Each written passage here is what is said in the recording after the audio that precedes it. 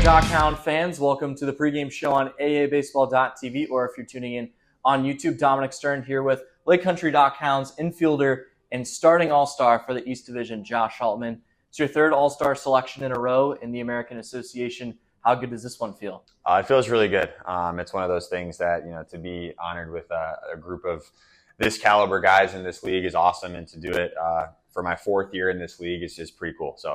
And it's one thing to be named an all-star each year, but to do it 3 consecutive years on 3 different teams really speaks to your ability to go out and perform no matter the situation.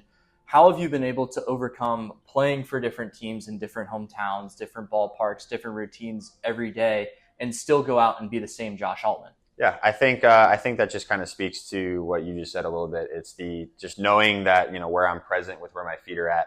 I find value with where I'm at, and I know the teams that I'm on find value in me as a player.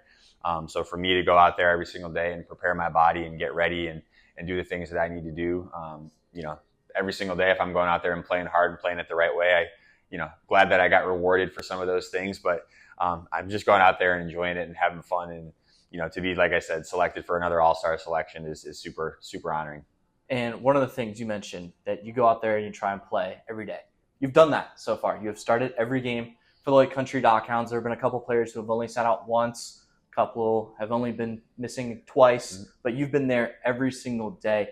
How do you make sure that you're able to be on the field and performing each day for the DockHounds? Yeah, I think that just speaks to, like we kind of just mentioned, the routine and, being a slightly older guy on this team. I think it goes beyond just the things that you do on the field, but what you do off of it as well. Just being able to kind of take those breaks where you need them off the field, allow your body to recharge, knowing that every single day, my name's probably going to be on the lineup card, or at least that's the way that I hope that it is. And to go out there every single day and prepare my body and my mind to do that every single night is exactly why I'm here. And, something that I love to do is play every day. I don't want to take a day off if I don't need one. And, the fact that I'm, graciously given that opportunity to play every day is something that I cherish. Right. You just turned 30 and you're still rolling. How thankful are you just to get the opportunity to continue and go out and do the thing that you love in front of the people that you love? Oh, it's incredible. As my wife tells me every single day, before I get to the field and before I even play every game is, be safe, have fun, and enjoy it. And the fact that I'm, maintaining that promise to be healthy and enjoying it every single day, that's what I'm trying to do. And your wife, she's here pretty much every day. I know that she's tuning in because she's sending messages in our chats. I know the same for your dad. What does it mean to have the support from them doing what you love and knowing that, hey, even if I have a tough day on the yard, they still got my back? Yeah, no, absolutely. It means everything. To have that support system behind me is, basically one of the biggest reasons why I'm still playing this game. It's for my wife to be here every single day and support me. I wouldn't be here if it wasn't for her. Not just who I am as a person, but the just literal ability to say, hey, like, you can keep, dreaming this big dream of pursuing baseball as a career. Same thing with my family. My family's been there since I was, old enough to play the game. So to have both of those, my wife and my family and everybody in between to kind of here support me, it's special. Let's talk about the DockHounds a little bit, because you are viewed as one of the leaders on this team, and as you should be. Your performance as well as your experience playing baseball, they view you in very high regards. This team's coming off arguably its biggest series win of the season. It was against your former team, and the team that the DockHounds are trying to catch in the East Division standings. What do you guys have to do going into these 2 games against Sioux City and then the final week before the All-Star break to really build on that series win, going in strong to the second half? Yeah, I think, like you just said, it's that building mentality, but not looking too far ahead. We know every single day where we're at in the standings. I think anybody in the league would be naive to not know where your team is in the standings.